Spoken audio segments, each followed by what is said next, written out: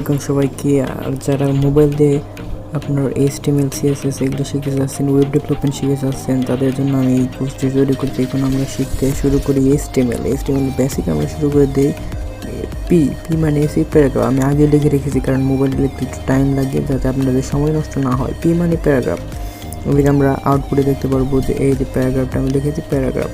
তারপর heading one একটু বড়, এই দেখুন হেডিং 1 সবথেকে বড়।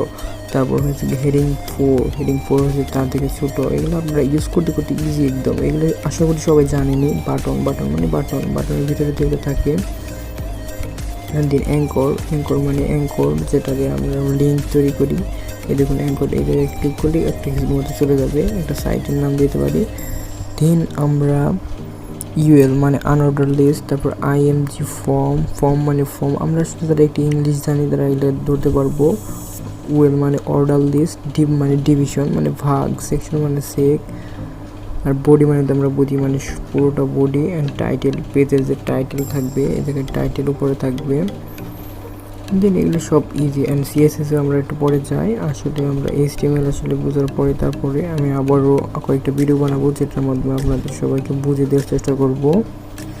ওকে, আশা করি আপনারা কমেন্টে বলে দিবেন যে আপনারা কী ভিডিও চান এবং কী বুঝতে আপনাদের সমস্যা হয়, কীভাবে বোঝালে আপনাদের ভালো হবে সেটাই বলবেন। Okay, thanks for watching. Let's see you in the next video. And subscribe করবেন, কারণ সাবস্ক্রাইব করলে আমি আরও ভিডিও এই ফুল কোর্সটি দেওয়ার চেষ্টা করব, যে ওয়েব ডেভেলপমেন্টের প্রায় ফুল কোর্সটি দেওয়ার চেষ্টা করব। Okay, let's see you again in the next video. Subscribe করুন।